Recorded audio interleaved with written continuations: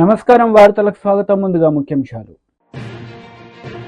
YS Sharmila press meet, నష్టపోయిన రైతులను ఆదుకోవాలని demand.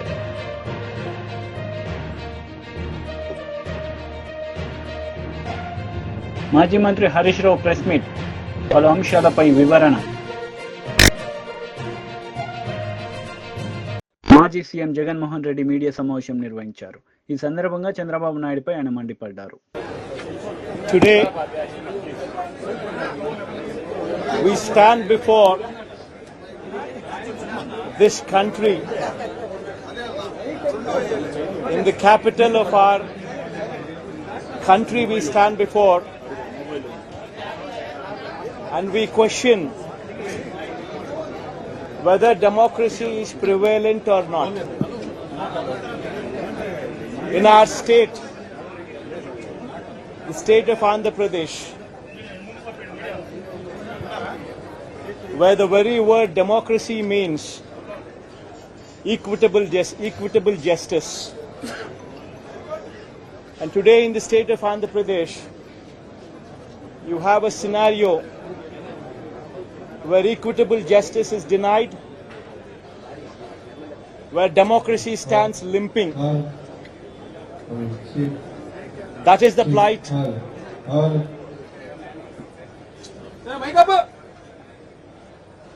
That is the plight of affairs in Andhra Pradesh. You have a government in place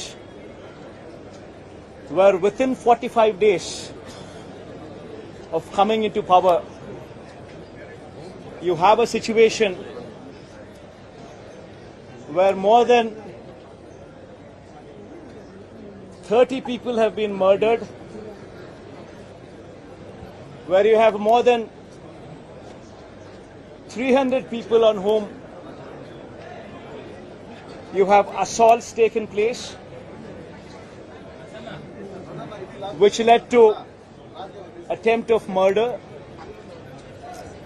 where you have more than 560 properties, private properties vandalized, where you have more than 490 government properties also vandalized, where you also have more than 1,000 cases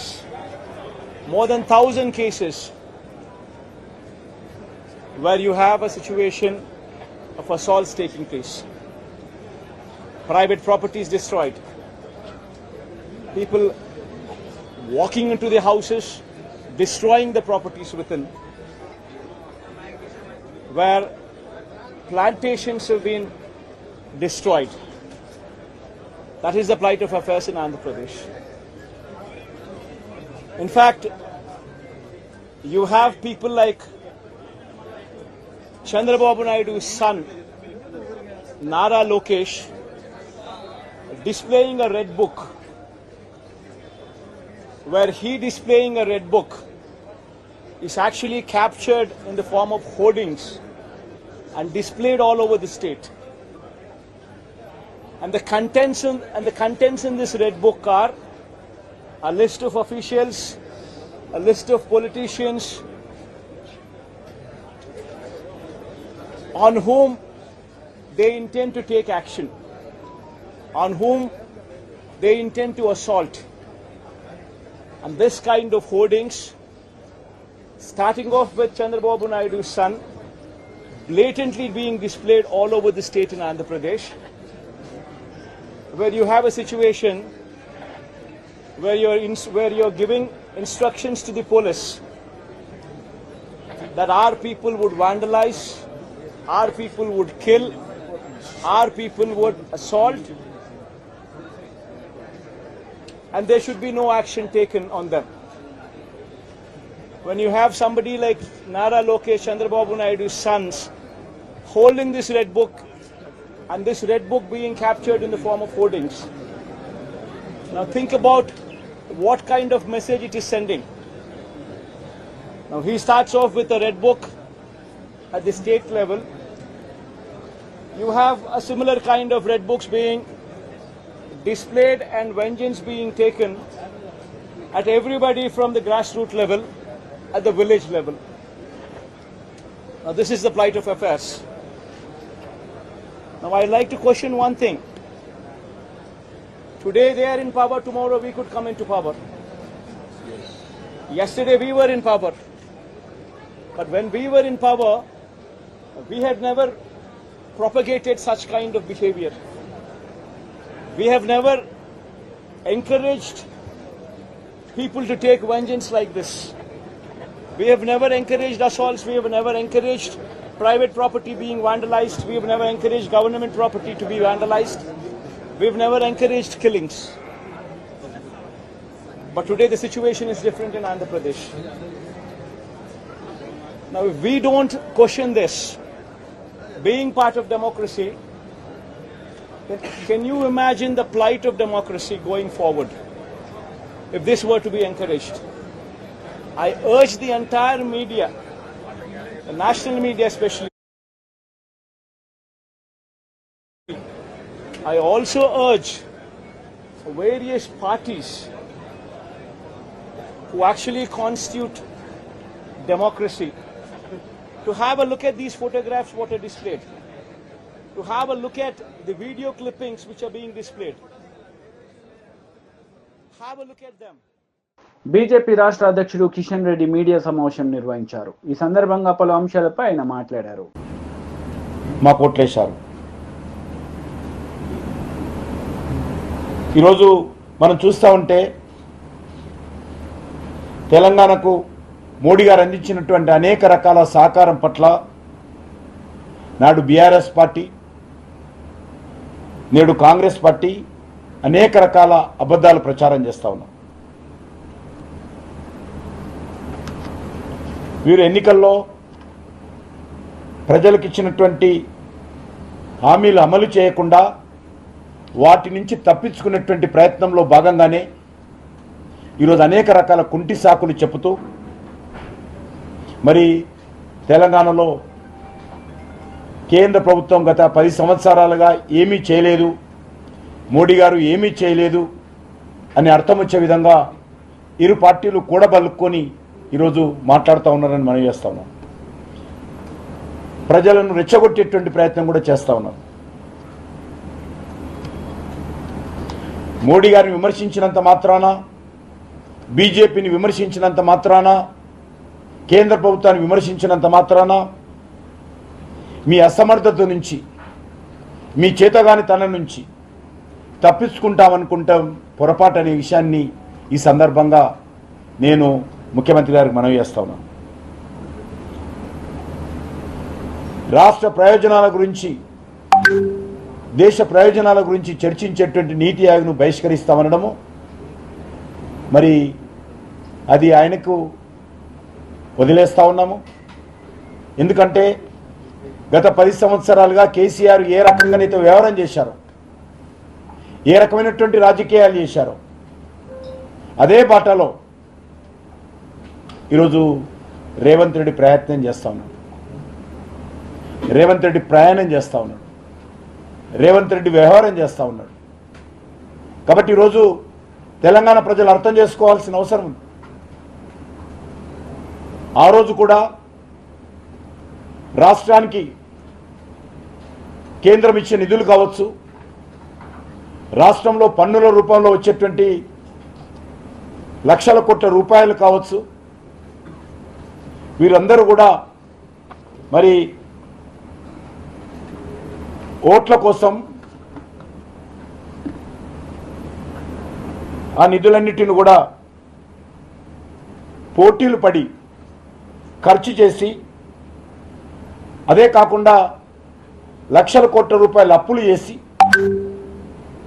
ఆ డబ్బులు కూడా ఓట్ల కోసం ఖర్చు చేసి ఈరోజు రాష్ట్రాన్ని అప్పుల పాలు చేసి దివాలా తీయించి ఈరోజు కేంద్రం మీద నిప్పులు పోయడం చాలా దుర్మార్గమని సందర్భంగా మనం చేస్తా ఉన్నాను. తమ చేతకాని తనంతో, తన అసమర్థతతో, తమ యొక్క అవినీతితో, పాలన చేతగాక ఈ రెండు పార్టీలు కూడా పోటీలు పడి మోడీ గారిని విమర్శిస్తూ ఉన్నారని సందర్భంగా మనం చేస్తా ఉన్నాను. మనకందరికీ తెలుసు, కేంద్రం ప్రతి సంవత్సరం గత 10 సంవత్సరాలుగా సుమారు 10 లక్షల కోట్ల రూపాయలు రాష్ట్ర అభివృద్ధి కోసమో రాష్ట్రానికి ఇవ్వడమో ఖర్చు చేయడమో జరిగింది. టోటల్గా ప్రతి న్యాయ పైసా లెక్క కట్టి ఆ రోజు టీఆర్ఎస్ ప్రభుత్వం ఉన్నప్పుడు ప్రజల ముందు పెట్టడం జరిగింది, ప్రభుత్వం ముందు పెట్టడం జరిగింది. దానికి జవాబు ఉండదు. ఈరోజు తెలంగాణ రాష్ట్రానికి పన్నుల వాటా రూపంలో కేంద్ర ప్రభుత్వము సుమారు 2 లక్షల కోట్ల రూపాయలు బదిలీ చేయడం జరిగింది. కేంద్ర ప్రభుత్వము అనేక రకాల అభివృద్ధి కార్యక్రమాలు అమలు చేస్తుంది. కేంద్ర ప్రభుత్వం అనేక రకాల సంక్షేమ కార్యక్రమాలు అమలు చేస్తూ ఉంది. ఎందుకంటే కేంద్ర ప్రభుత్వము రాష్ట్రాలకు నిధులు ఇస్తే వాటన్నిటిని కూడా దారి మళ్లిస్తున్న విషయం ప్రజలకు అందరికీ తెలుసు.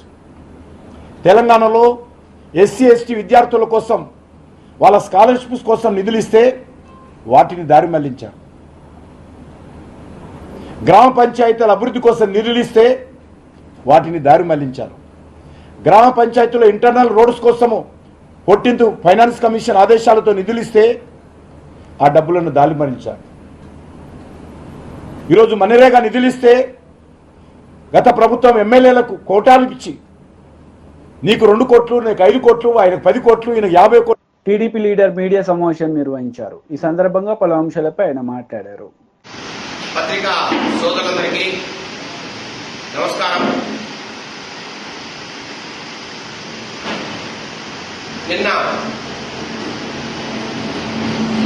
మొన్న రాత్రి మదనపల్లి ఆర్టీఓ ఆఫీసులో జరిగిన అగ్ని ప్రమాదం, దాని పూర్వాపరాలు, సమస్య ఎక్కడ ఉంది, ఇవన్నీ కూడా ఒకసారి ఆలోచిస్తే ఈరోజు రాజంపేట లోక్సభ సభ్యులుగా ఉన్న పెద్దిరెడ్డి మిథున్ రెడ్డి గత 5 సంవత్సరాల్లో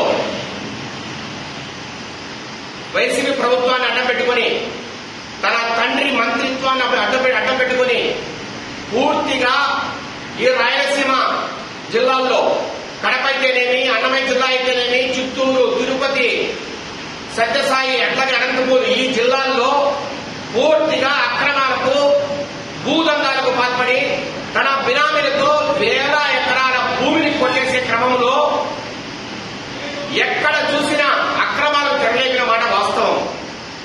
గత 5 సంవత్సరాల పరిపాలనలో పూర్తిగా పెద్దిరెడ్డి మిథున్ రెడ్డి ఆధ్వర్యంలోనే అక్రమాలన్నీ కూడా జరిగాయి. చిత్తూరులో అయితేనేమి, అన్నమయ్య జిల్లాలో అయితేనేమి, కడప జిల్లాలో అయితేనేమి, అధికారులు ప్రతి ఒక్కరూ కూడా ఆయన చెప్పిన వాళ్ళే ఈ జిల్లాకు వచ్చారు. కలెక్టర్లు, ఆర్టీఓలు ఎవరైతే అతని మాట విన్నారో వారు మాత్రమే ఇక్కడ ఉండగలిగారు. వారి సారథ్యంలో పూర్తిగా భూదందాలకు తెరలేపారు. మరి ముఖ్యంగా మదనపల్లిలో గాని, పీలేరులో గాని, అట్లాగే కుమ్మనూరు, కుప్పం ఇలాంటి పట్టణాల దగ్గర ఉన్న భూములు కోట్ల విలువలు చేసే భూములు. పీలేరులో అయితే నాకు తెలిసినంత వరకు 100 ఎకరాలు అన్యాకృతం అయ్యాయి. అట్లాగే మదనపల్లి, చిత్తూరు తన బినామీలు అడ్డపెట్టుకుని పూర్తిగా తన అనుయాయుల మీద, పేక మీద వేల కోట్ల రూపాయలు విలువ చేసే భూములను అన్యాయకరమైన మాట వాస్తవం. ఎక్కడ మీరు విచారణ చేసినా ఇది బయటపడుతుంది. ఫ్రీ హోల్డ్ కేటగిరీ అనే ఒక ముసుగులో జగన్మోహన్ రెడ్డి ఒక చట్టాన్ని ఇచ్చాడు. 20 ఏళ్ల ముందర అసైన్మెంట్ కమిటీలో మీకు పట్టా ఇచ్చింటే 20 ఏళ్ళు మీ అనుభవంలో ఉంటే దాన్ని ఫ్రీ హోల్డ్ కేటగిరీ కింద మీరు సొంతం చేసుకోవచ్చు, మీ పేరు రిజిస్టర్ అవుతాయి, అట్లాగే మీరు ఎవరికైనా అమ్ముకోవచ్చు అని ఒక చట్టాన్ని ఇచ్చారు. ఆ చట్టాన్ని కూడా కేవలం పెద్దిరెడ్డి మిథున్ రెడ్డి కోసమే తెచ్చారు. ఎందుకంటే పెద్దిరెడ్డి మిథున్ రెడ్డి అతని అనుయాయులందరూ కలిసి దొంగ డాక్యుమెంట్ సృష్టించారు. గవర్నమెంట్ భూములు ఎక్కడెక్కడ ఉన్నాయో ముందు చూసుకున్నారు. వాళ్ళు అధికారులతో మాట్లాడుకున్నారు, భూములు ఎక్కడెక్కడ ఉన్నాయో చూసుకున్నారు. వారికి దొంగ డాక్యుమెంట్ సృష్టించారు. 20 ఏళ్ల వాటిని ఆన్లైన్ చేసుకున్నారు. ఫ్రీ హోల్డ్ కేటగిరీ కింద వాటిని రిజిస్ట్రేషన్ చేయించుకుని వాటిని వేల కోట్ల రూపాయలకు అమ్ముదామని అనుకున్న టైంలో తెలుగుదేశం పార్టీ అధికారంలోకి వచ్చింది. వారు ఏదైతే అక్రమాలు చేశారో దాన్ని అమ్మి క్యాష్ చేసుకున్నాము, పూర్తిగా మనం దాంట్లో డబ్బులు సంపాదిద్దామనే టైంలో తెలుగుదేశం పార్టీ అధికారంలోకి వచ్చింది. ఇది వారు ఊహించలా. మళ్ళా మేమే అధికారంలోకి వస్తాం, ఎందుకంటే వేల కోట్ల రూపాయలు మేము అప్పనంగా ఎక్కడైతే కొట్టేసామో ఇసుకలో కావచ్చు, లేదంటే మైన్స్ లో కావచ్చు, రకరకాల పద్ధతుల ద్వారా, అట్లాగే వైన్స్ జేబ్రెంట్స్ లో కావచ్చు, ఎక్కడైతే మేము డబ్బులు కొట్టేసామో ఆ డబ్బులు మళ్ళా మేము ప్రజల మీద వెదల్లి ఆ డబ్బుతో మేమే గెలవబోతున్నాం. ఖచ్చితంగా మాకు ఈ ఫ్రీ హోల్డ్ కేటగిరీ కింద వేల ఎకరాలు మేము తీసుకుని దాంట్లో వేల కోట్ల రూపాయలు డబ్బులు సంపాదించే ఒక దురాశతో ఇవన్నీ చేశారు. ఎప్పుడైతే తెలుగుదేశం గవర్నమెంట్ వచ్చిందో వీళ్ళకి అర్థం కాని పరిస్థితి ఇప్పుడు. అందువల్లే పూర్తిగా ఈ రికార్డు మాయం చేయాలా, ఈ రికార్డులని కాల్ చేయాలా. మీరు ఒక్కసారి గమనించండి, ఏపీఎండీసీ లో కూడా ఒక నెల క్రితం ఇలాగే అక్కడ రికార్డ్స్ కావచ్చు, అట్లాగే కాపీలు హార్డ్ డిస్క్ కావచ్చు, అన్ని కూడా విజయవాడ దగ్గర దగ్ధం చేయడానికి ప్రయత్నం చేశారు కొంతమంది. అట్లాగే ఇక్కడ కూడా మదనపల్లిలో మొన్న రాత్రి అగ్ని ప్రమాదం. అది ఒక కొత్త భవనం, అది షార్ట్ సర్క్యూట్ చేసే అవకాశమే లేదు. నేను అడుగుతున్నా, 11:30కు ఘటన జరిగితే ప్రొద్దునే సాక్షి పేపర్లో, అది 12కో 1 గంటకో ప్రింట్ అయ్యే సాక్షి పేపర్లో ఎట్లా న్యూస్ వచ్చిందో ఒక్కసారి గమనించాలి. అందరూ కూడా రాష్ట్ర వ్యాప్తంగా నేను అందరికీ కూడా. మాజీ మంత్రి హరీష్ రావు మీడియా సమావేశం నిర్వహించారు. ఈ సందర్భంగా పలు అంశాలపై ఆయన మాట్లాడారు. గుర్తించలేదు, ఎప్పటి నుంచి వాళ్ళని ప్రభుత్వ ఉద్యోగులుగా గుర్తిస్తారంటే సమాధానం చెప్పకుండా దాటేశారు. యూనియన్ పునరుద్ధరణ గురించి అడిగితే సమాధానం చెప్పలేదు. చనిపోయిన పిల్లలకు రెగ్యులర్ ఉద్యోగాలు ఇవ్వాలంటే దాని మీద సమాధానం చెప్పలేదు. ముఖ్యమంత్రి గారు ఫిబ్రవరిలో ఇచ్చిన చెక్కు 300 కోట్లు, అది డమ్మీ చెక్ అయింది, ఆ డబ్బులు పాస్ కాలేదు. దాని సంగతి ఏంటంటే సమాధానం చెప్పలేదు. మహాలక్ష్మి ఉచిత బస్సు పథకానికి డబ్బులు ఇవ్వడం లేదు. మీరు ఏప్రిల్ మే 2 నెలల్లో 1 రూపాయి కూడా ఇవ్వలేదు. ఎందుకు ఇవ్వలేదు, ఎప్పుడు ఇస్తారు అంటే దానికి సమాధానం చెప్పలేదు. ఏ ప్రశ్నకు కూడా సమాధానం చెప్పకుండా బుల్డోజ్ చేసే ప్రయత్నం చేసినారు. అంతేకాకుండా నేను యూనియన్ అధ్యక్షుడిగా ఉన్నానని ముఖ్యమంత్రి గారు మాట్లాడారు. ఆ ముఖ్యమంత్రి గారికి ఎవరు చెప్తారో ఏమో కానీ అన్ని సగం హాఫ్ నాలెడ్జ్ తో మాట్లాడుతున్నారు. ఎందుకంటే నేను మంత్రి అయిన వెంటనే కొద్ది రోజుల తర్వాత నేను యూనియన్ అధ్యక్షుడిగా రాజీనామా చేసిన ఆర్టీసీకి. నేను యూనియన్ అధ్యక్షుడిగా లేను, కానీ ఆయన ఏదో ఒకటి చేసి సభను తప్పుదో పట్టించాలని, సభలో చర్చ జరగకుండా చేసి మాకు ప్రొటెస్ట్ కూడా అవకాశం ఇవ్వకుండా ఇలా సభ వాయిదా వేసుకొని పోయింది. గవర్నమెంట్ నుంచి సరి అయిన సమాధానం రానప్పుడు మేము నిరసన చెప్పే హక్కు సభ్యులకు ఉంటుంది. ఆర్టీసీ కార్మికులను ప్రభుత్వ ఉద్యోగులుగా గుర్తించాలి, వాళ్ళ ఎరియర్స్ ఇవ్వాలి, బకాయిలు ఇవ్వాలి, యూనియన్ ను పునరుద్ధరించాలని మేము అడిగితే ఏ ఒక్కదానికి కూడా సమాధానం చెప్పలేదు. ఆనాడు కాంగ్రెస్ పార్టీ మేనిఫెస్టోలో పెట్టారు, కార్మికుల ఓట్లు వేయించుకున్నారు, ఆర్టీసీ కార్మికుల అండతో గెలిచి ఇవాళ కార్మికులకు వెన్నుపోటు పడిచింది ఈ కాంగ్రెస్ ప్రభుత్వం. తప్పకుండా కార్మికుల పక్షాన బయట సభలో ఇంకా మా పోరాటం కొనసాగుతుంది. ఇకపోతే ఈరోజు నిరుద్యోగ యువకుల మీద మేము శాసనసభలో అడ్జర్న్మెంట్ మోషన్ ఇచ్చాం. ఆనాడు ఇదే నిరుద్యోగులను కాంగ్రెస్ పార్టీ వాడుకున్నది. మేము రాగానే సంవత్సరంలో 2 లక్షల ఉద్యోగాలు ఇస్తామన్నారు. ఏది మీ జాబ్ క్యాలెండర్? పెద్ద పెద్ద పేపర్ అడ్వర్టైజ్మెంట్లు ఇచ్చారు, టీవీలో అడ్వర్టైజ్మెంట్లు ఇచ్చారు, ఉపన్యాసాలు కొట్టారు, నిరుద్యోగులకు బస్సులు ఇచ్చి వాళ్ళను ఊరూరా తిప్పి ఓట్లు వేయించుకున్నారు. 8 నెలలైనా నీ జాబ్ క్యాలెండర్ ఇప్పటిదాకా నువ్వు ప్రకటించలే. ఇక మిగిలింది 4 నెలలే. 4 నెలల్లో 2 లక్షల ఉద్యోగాలు ఎప్పుడు ఇస్తావు, ఎట్లా ఇస్తావో చెప్పు అని మేము ఇలా శాసనసభలో అడ్జర్న్మెంట్ మోషన్ ఇచ్చాం, వాయిదా తీర్మానం ఇచ్చాం. కానీ దాన్ని ఇలా స్పీకర్ గారు దాన్ని వారు తీసుకోలేదు. తీసుకోకపోగా కనీసం మాకు మాట్లాడే అవకాశం ఇవ్వలేదు. ఇవాళ ఈ ప్రభుత్వం లో ఉంటే ఒక మాట, అధికారంలో ఉంటే ఒక మాట. ఊసర వెల్లులు కూడా ఈ కాంగ్రెస్ ప్రభుత్వాన్ని చూసి సిగ్గుపడతా ఉన్నాయి. ఊసర వెల్లుల కంటే వేగంగా వీళ్ళు రంగులు మారుస్తా ఉన్నారు. ప్రతిపక్షంలో ఉన్నప్పుడు మేము గ్రూప్ 2, గ్రూప్ 3 వాళ్ళకి పోస్టులు పెంచుతామని మాట ఇచ్చారు. ఈ రోజు సాధ్యం కాదు అని మాట్లాడుతున్నారు. అది సాధ్యమైతది. గతంలో ఇదే రాష్ట్రంలో నోటిఫికేషన్ వచ్చిన తర్వాత అనేక పరీక్షలకు పోస్టులు పెంచిన ఉదంతాలు మన రాష్ట్రంలోనే ఉన్నాయి. ఆ రోజు సాధ్యం అవుతుంది ఎట్లా, ఈ రోజు సాధ్యం కాదెట్లా? అంటే నీకు మనసు లేదు, నువ్వు మోసం చేస్తున్నావు, నిరుద్యోగ యువకులకు మోసం చేస్తున్నావు. 1:100 గ్రూప్ 1 ఉద్యోగాలకు 1:100 కు మెయిన్స్ కు అనుమతి ఇవ్వాలని పిల్లలు పాపం పోరాడుతూ ఉంటే ఆ పిల్లల మీద పోలీసుల చేత కొట్టిస్తా ఉన్నారు. హాస్టళ్లకు వెళ్లి అర్ధరాత్రి ఎత్తుకొచ్చి పోలీసులు ఆ విద్యార్థుల మీద అక్రమ కేసులు పెడతా ఉన్నారు. నిరుద్యోగ యువకుల వీపులను లాఠీలతో విరగ్గొడతా ఉన్నారు. మీకు ఆ హక్కు ఎక్కడిది, మీకు ఆ నైతికత ఎక్కడిది అని అడుగుతా ఉన్నా. మీరు నిరుద్యోగులు ఏమడిగినారు? ఏమైనా గొంతెమ్మ కోరికలు అడిగినరా? మీరు మీ కాంగ్రెస్ పార్టీ మేనిఫెస్టోలో చెప్పిన విషయాలే అడిగారు. మీరు ఎలక్షన్ల సమయంలో ఇచ్చిన మాటను అమలు చేయమని అడిగారు. ఇదే బట్టి విక్రమార్క గారు అసెంబ్లీలో గత ప్రభుత్వాన్ని అడిగారు. 1:100 గ్రూప్ 1 కు అనుమతించాలని ఆ రోజు అసెంబ్లీలో అడుగుతాడు. ఇవాళ ఉప ముఖ్యమంత్రి కాగానే పెదవులు మూసుకుంటే ఇది న్యాయమా అని నేను అడుగుతా ఉన్నా. అదేవిధంగా ఇలా రూల్ ఆఫ్ రిజర్వేషన్ లో కూడా మోసం చేస్తా ఉన్నారు. గ్రూప్ 1 మెయిన్స్ కు అనుమతి ఇచ్చే దాంట్లో ఎస్సీ, ఎస్టీ, బీసీ, ఈబీసీలకు అన్యాయం జరిగే విధంగా మెయిన్స్ కు 1:50లో సెలెక్షన్ చేశారు.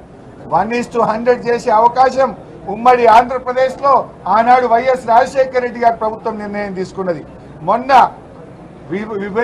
విభజించబడ్డ ఆంధ్రప్రదేశ్ లో కూడా జగన్మోహన్ రెడ్డి గారు కూడా గ్రూప్ 2 పరీక్షల్లో 1:100 కు అక్కడ కూడా అవకాశం ఇచ్చారు. మరి ఆ రోజు సాధ్యం అవుతుంది ఎట్లా, ఇవాళ కాదెట్లా? ముఖ్యమంత్రి గారు లీగల్ సమస్యలు వస్తాయి అంటున్నాడు. మరి ఆంధ్రప్రదేశ్లో ఎందుకో రాలేదు, మన రాష్ట్రంలో ఎందుకో రాలేదు? అంటే నువ్వు మనసు లేక, నీకు చెయ్యడం ఇష్టం లేక నెపాలు పెట్టి ఆ నిరుద్యోగ పిల్లల గొంతు నొక్కుతా ఉన్నావు. రాష్ట్రంలో లక్షలాది మంది నిరుద్యోగులకు నీ ప్రభుత్వం అన్యాయం చేస్తా ఉంది. ఇంత ప్రధానమైన సమస్య. వైఎస్ షర్మిలారెడ్డి ప్రెస్ మీట్ నిర్వహించారు. ఈ సందర్భంగా పలు అంశాలపై ఆమె మాట్లాడారు. వెస్ట్ గోదావరి జిల్లాలో తాడేపల్లిగూడెం నియోజకవర్గంలో ఇంతమంది రైతులు, నష్టపోయిన రైతులతో మాట్లాడడం జరుగుతుంది. ఇక్కడ మీరు వెనకాల చూస్తున్నారు, ఇలా వీళ్ళ పంటల్లోకి నీళ్లు వచ్చిన పరిస్థితి. ఈ పరిస్థితి కేవలం ఈ గ్రామానికి చెందే 500 ఎకరాలు. ఇలా చుట్టుపక్కల గ్రామాలు, ఈ జిల్లా అంతా కలుపుకుంటే కనీసం 40,000 ఎకరాలు ఇలా నీట మునిగిందని అంచనా. మరి రైతులు ఇంతగా నష్టపోతుంటే ఏ ప్రభుత్వానికైనా ఎందుకు కనిపించడం లేదు? ప్రతి రైతు ఇక్కడ చెప్తున్నారు, అమ్మా ప్రతి ఒక్కరికి కనీసం 14,000 రూపాయలు ప్రతి ఎకరాకి పెట్టుబడి అయింది. చాలా మంది కౌలు రైతులము, అప్పు తెచ్చుకుని పెట్టినాము. కనీసం ఒక్కొక్కరికి 2 లక్షలు అన్న అప్పు ఎంతుందన్నారు? కనీసం లక్షల్లో వీళ్ళకి అప్పు ఉంది. కనీసం 2 లక్షలు ప్రతి రైతుకు ఇక్కడ అప్పు ఉంది. మరి ఇలాంటి పరిస్థితుల్లో ప్రభుత్వాలు ఏం చేస్తున్నాయో సమాధానం చెప్పాల్సిన అవసరం ఉంది. వీళ్ళందరూ ఇక్కడ నేను రాగానే అమ్మా మా పొలాలు ఎంతగా మునిగిపోయాయో చూడమ్మా అని వాళ్ళందరూ నీళ్లలో దిగి మరి వాళ్ళ కష్టాలు చెప్పుకునే ప్రయత్నం చేశారు. అందుకే నేను కూడా నీళ్లలో దిగి వాళ్ళ కష్టాలకు రావాల్సిన అటెన్షన్, రావాల్సిన నష్టపరిహారం కోసం ఈరోజు కాంగ్రెస్ పార్టీ కూడా వాళ్ళ కష్టాలలో భాగం పంచుకోవడానికి ఈరోజు మేము కూడా నీళ్లలో దిగి మాట్లాడుతున్నాం. ప్రభుత్వాలు కళ్ళు తెరవాల్సిన అవసరం ఉంది. పక్క రాష్ట్రంలో రేవంత్ రెడ్డి గారు రుణమాఫీ చేశారు. ఇక్కడ రైతులు కూడా అమ్మా మాకు రుణాలున్నాయి, మాకు కూడా రుణమాఫీ అవసరము అని ప్రాధేయపడుతున్నారు.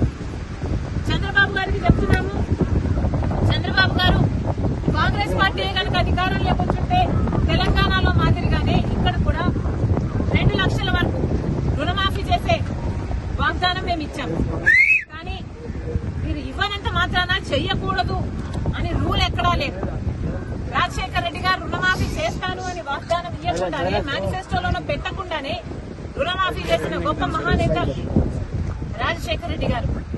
చంద్రబాబు గారు కూడా రైతులను ఆదుకోవాల్సిన అవసరం ఉంది అని కాంగ్రెస్ పార్టీ డిమాండ్ చేస్తుంది. ఇక్కడ రైతులు చెప్తున్న పరిస్థితి అయితే దారుణంగా ఉంది. అమ్మా, ప్రతి సంవత్సరము ఇక్కడ నీళ్లు ఇలాగే పొంగి పొర్లుతున్నాయి. ఎర్రకాలువ పైనుంది, ఎర్రకాలువలో మరమ్మతులు జరగలేదు, మోడర్నైజేషన్ ఏ కెనాల్స్ లోనూ జరగలేదు. అక్కడ గనక పూడికలు తీసునుంటే మాకు ఇన్ని నీళ్లు రాకపోయేవి, ఇంత దారుణంగా పరిస్థితి ఉండేది కాదు అంటున్నారు. మరి గత ప్రభుత్వం, వైసీపీ ప్రభుత్వం, జగన్మోహన్ రెడ్డి గారు ముఖ్యమంత్రిగా ఉన్నారు. జలయజ్ఞంలో రాజశేఖర రెడ్డి గారు రైతుల పక్షపాతి అని నిరూపించుకుంటే, జలయజ్ఞంలో రాజశేఖర రెడ్డి గారు మిగిల్చి వెలిసిన ప్రాజెక్టులన్నీ 6 నెలల్లో పూర్తి చేస్తానన్న జగన్మోహన్ రెడ్డి గారు 6 నెలల్లో పూర్తి చేయకపోగా కనీసం ఉన్న ప్రాజెక్టులకు కూడా కనీసం మరమ్మతులు చేయలేదు. గేట్లు ఊడి తేలిపోతున్నా పట్టించుకోలేదు. ఆఖరికి పూడికలు కూడా తీయలేదు. కట్టెడు మత్తి కూడా ఎత్తి పోసిన పాపాన పోలేదు. కాబట్టే ఈ రోజు ఇంతగా నీళ్ళొచ్చాయి అని ఈ రైతులు చెప్తున్నమాట. వార్తలు ముగించే ముందు ముఖ్యాంశాలు మరోసారి. వైఎస్ షర్మిల ప్రెస్ మీట్, నష్టపోయిన రైతులను ఆదుకోవాలని డిమాండ్.